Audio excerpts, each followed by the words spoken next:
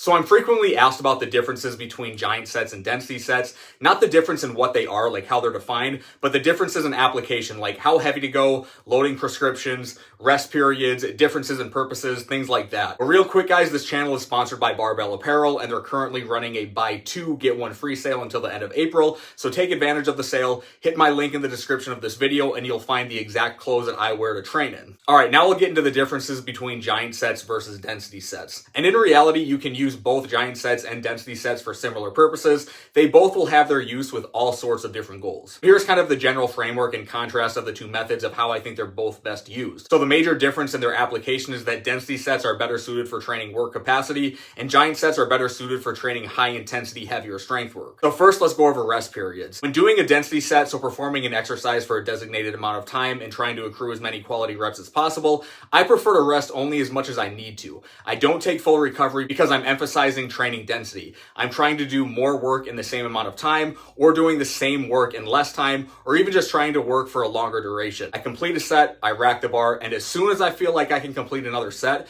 I unrack the bar again and go, and I try to maintain a relatively high pace. When doing a giant set, I'll likely take longer rest periods. Giant sets oftentimes are performed after performing a top set of 1 to 5 reps. I'm already in the mindset of training heavy and looking for high quality, confident reps. And depending on the exercise, I'm probably doing something like 10 to 15 reps.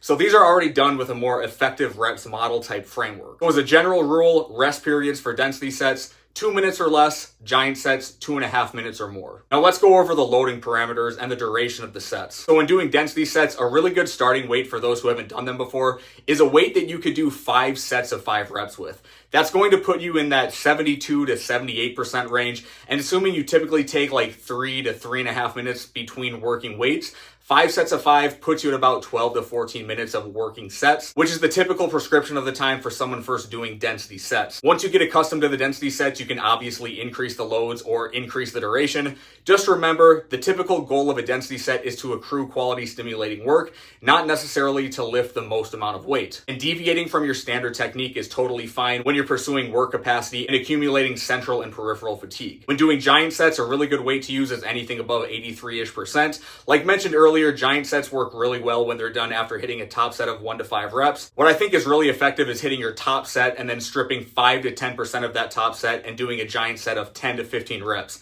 Needless to say, the number you do will be dependent on your top set and how heavy you're going. But a good example is a top set of 3 to 4 reps at like 90%, then strip 5% of that and do 12 more reps. Those 12 more reps are going to be hard, and completing all the reps will probably take like 12 to 15 minutes because you'll probably break it up into sets of 2 to 3, maybe a couple singles with several minutes in between those sets. And I've done this exact protocol. I've hit a top set of 3 reps on front squat at 432, stripped 5%, which put me at 410 pounds, and proceeded to do 12 more reps, broken up into sets of 2, 3, 3, 2, and 2. All right, so a couple more applications here. Both density sets and giant sets can be done as your first exercise of a session or your last exercise of a session. Both strategies work well with main lifts and with more so-called accessory lifts. And even though generally density sets will use shorter rest periods, when you're using them at the end of a session, I think you're best off cutting down the rest periods even more. I really like density sets at the end of a session with exercises for the lower body that use lower absolute loads and body weight for the upper body. So single leg work, things like Bulgarian split squats, step ups, lunges,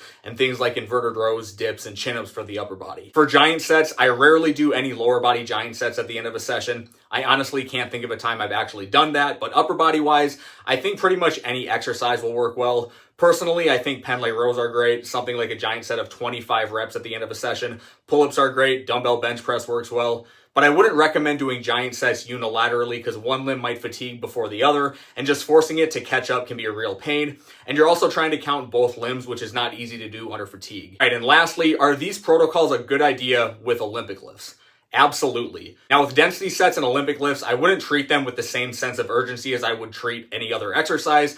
I would actually extend the duration of a density set to like 18 to 22 minutes perhaps, and just keep a steady pace with my work. But I wouldn't get back to the bar as soon as my heart rate comes back down or anything like that. I would be a little bit more patient, but with a pace, if that makes sense. And giant sets and Olympic lifts are phenomenal. Pick your 3-rep max of a clean or a snatch and perform a giant set of like 7 to 8, maybe 9 reps. You'll probably end up doing 7, 8, or 9 singles, maybe 1 or 2 sets of 2, but you can get through that in like 10 to 12, 13 minutes. Or take 5% off of your 3 rep max and do a giant set of like 10 to 12. You can probably hit 2 to 4 sets of 2 and then some singles after that. In the past, I've programmed a lot of giant sets for Olympic lifts. It's a great way to lock in for rep to rep and get some real productive reps in. Hopefully that kind of clears up some of the differences and practical applications of the two methods. There's a lot of crossover between them, but there's definitely more effective and less effective application. So that's all I got. Thanks for watching the video. I'll see you next time.